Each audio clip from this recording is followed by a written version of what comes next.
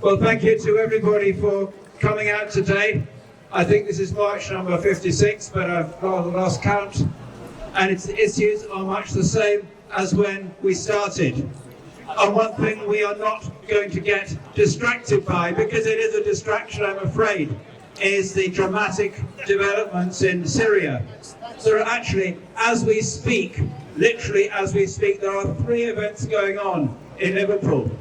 There is a celebration of freedom and victory at the Devonshire Hotel, which you missed because it's going on at the moment. That's for the Lord Mayor and councillors and people like that who wouldn't rather set foot here. Online, there is a celebration of what they call the Blessed Revolution. I don't know if it's named after the actor Brian Blessed, but certainly that's the name they've decided to give it.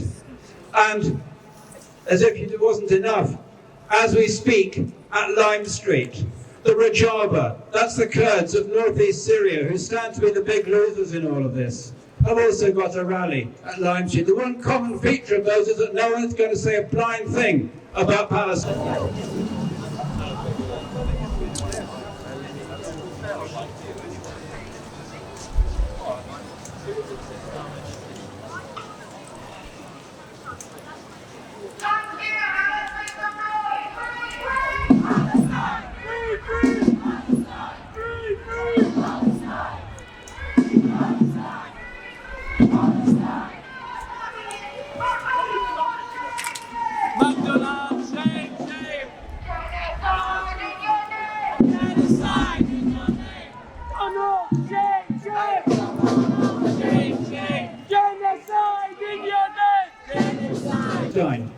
And yet that is where, arguably, it all kicked off. Because you can see the reaction of the Israelis to what is going on in Syria. Straight away, they bomb. Well, I never heard the Syrians had a navy.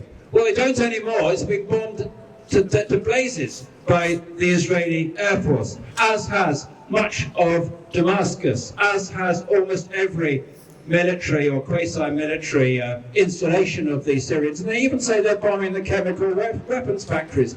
That is a rather stupid thing to do. If someone's got a chemical weapon ready to run, you do not blow it up.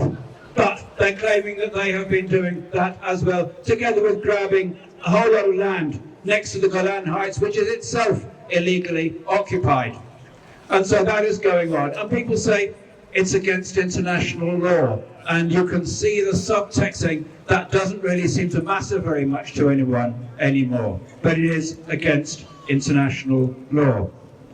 Whereas in Gaza and the West Bank, there is very little change. And as we approach Christmas, where people will start sending each other Christmas cards with Bethlehem on it, that Bethlehem looking like a village in the English Cotswolds. It's an occupied Palestinian town with a racking Great Wall running all the way through it. Do not forget that as you sign your Christmas cards, or maybe even read them. And it looks almost as if an improvement in the situation may come from one of a number of unlikely sources. Number one unlikely source is the Israeli court system, where Mr. Netanyahu is currently on trial for corruption. We've reached the stage where he is giving his evidence 3 days a week. That's going to be fun to listen to. I notice there's no reports of it, by the way, but he's there on the street.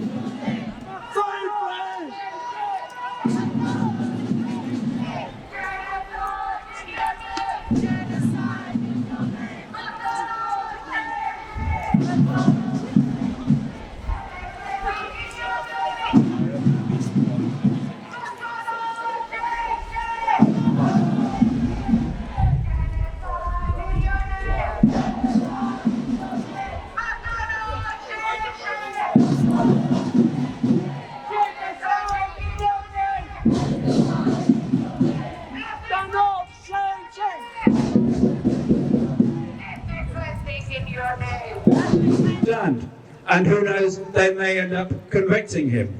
Whether that makes a difference in Mr. Trump's era, I don't know. Number two is Mr. Trump himself, who has said to Mr. Netanyahu, I will not try to the invitation, I want this war to finish.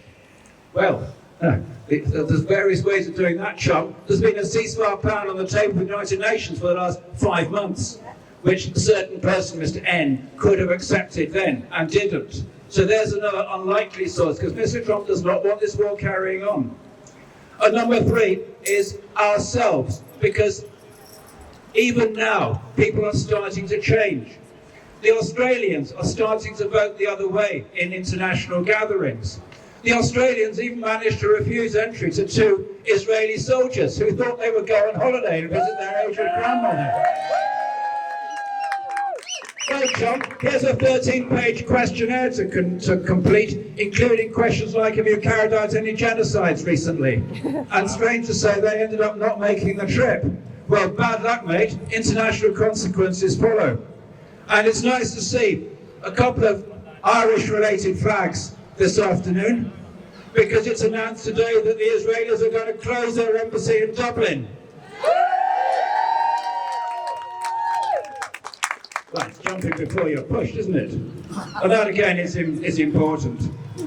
So there are things which are happening that still we need to keep the pressure on, because we cannot allow our representatives and we cannot allow the general public to think that it's all right now. There's some ordinary wars going on in the Middle East. We've been going on for ages. Forget about the Palestinians. They're still dying. They're still getting their refugee camps bombed. They're called refugee camps in Gaza because their populations are themselves refugees from elsewhere in Palestine over many years.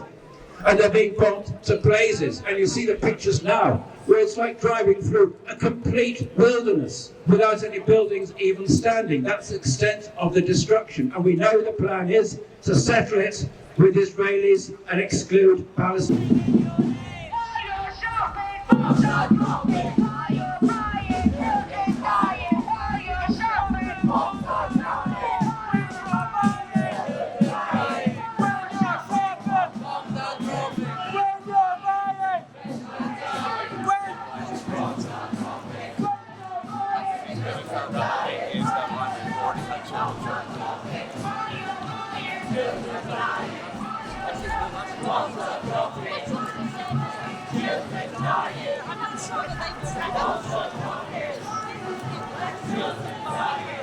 Palestinians in northern Gaza. That's the plan. Let's not let up on that, because our voice is still a matter of saying we will not stand by and watch that and remain silent. Anyway, enough of what I might have to say. But thank you very much for attending, carrying banners, carrying flags, staying up with the observing the silence down Bell Street. Thank you very much. And it is a contribution to the life of this city that these things are going on. And anyone who's visiting here, likewise, goes back knowing that in Liverpool, the cause of the Palestinians is not dead. And some people, a whole busload, went down to Birmingham yesterday as if to remind them that the cause of the Palestinians is dead. I noticed there's no Birmingham block here today. They're lazy flighters, aren't they? Never mind. Anyway, I call Alan Gibbons to speak. Alan, as you know, is one of the distinguished group of community independent councillors and has been making lots of noise on behalf of the Palestinians in the City Council. So Alan, as I say in the International Court of Justice, the floor is yours.